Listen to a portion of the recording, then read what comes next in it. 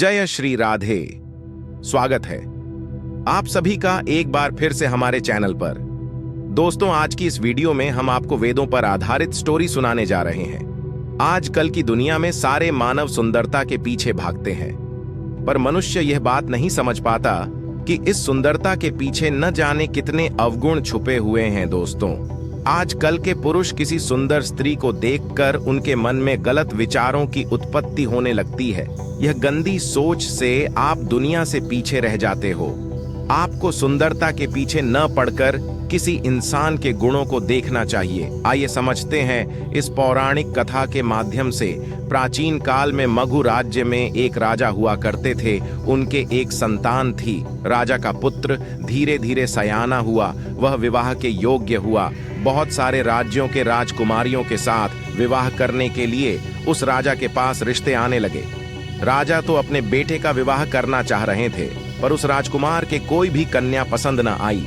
इस कारणवश राजा ने बेटे के विवाह के लिए किसी को हाँ नहीं कर रहा था। कुछ दिन बीते, वह राजकुमार एक दिन शिकार पर निकला।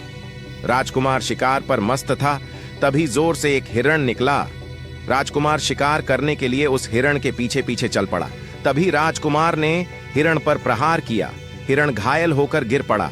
तभी उधर से एक सुंदर लड़की गुजरती है। उसके साथ उसकी सहेलियां भी थीं। वह लड़की इतनी खूबसूरत थी, कोई भी क्षण भर में उसका दीवाना हो जाए। लड़की ने जैसे हिरण को घायल देखा, लड़की जल्दी से हिरण को बचाने की कोशिश की। उसके साथ उसको सहेलियां भी उसकी बचाने में मदद करने लगी।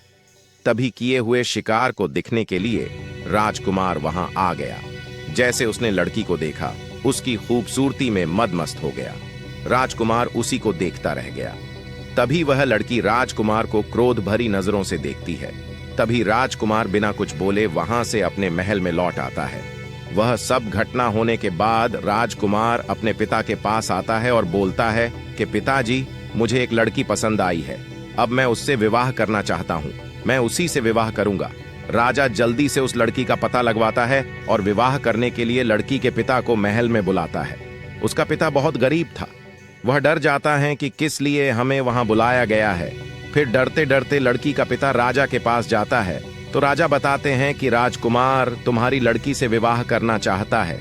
यह सुनकर लड़की का बाप खुश होकर विवाह को तय कर देता है। दूसरे दिन राजभवन में विवाह की तैयारी होने लगी कि जल्द से जल्द राजकुमार का विवाह हो जाए। लड़की का पिता यह बात जब लड़की से बताता है तो लड़की यह बात समझ जाती है कि राजकुमार मेरी सुंदरता देखकर मुझसे विवाह करना चाहता है।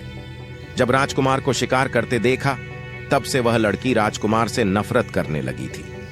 लड़की ने पिताजी से कहा कि पिताजी, राजकुमार से कह दो कि मुझे महीने भर का वक्त चाहिए, फिर वह राजकुमार हमें देखकर विवाह करे। यह सारी शर्त पर विवाह हो सकता है। लड़की का पिता यह सब राजा से बताता है।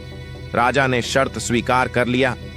इधर वह लड़की उसी दिन खाना पानी सब छोड़ देती है और वह रोज अपने मलमूत्र को एक मटके में इकट्ठा करके रखा करती है। धीरे धीरे वह 1 माह तक ऐसा ही करती है। शर्त के अनुसार वह राजकुमार उस लड़की को विवाह के लिए देखने आता है तो वह उस लड़की को देखकर राजकुमार आश्चर्यचकित हो जाता है। उस लड़की में चलने की क्षमता ही न बची थी, वह सूख कर लकड़ी हो गई थी। राजकुमार ने पूछा कि तुम्हारी सुंदरता का क्या हुआ? तुम तो बहुत सुंदर थी। लड़की ने उस मटके की इशारा किया और कहा, मेरी सुंदरता इस मटके में भरी है। राजकुमार मटके के पास जाता है। जैसे ही मटके को उठाया तो उसको बहुत बदबू आने लगी। राजकुमार उस दुर्गंध से दूर हट गया। लड़की ने पूछा, क्या तुम मेरी सुंदरता से विवाह करोगे? राजकुमार ने साफ मना कर दिया।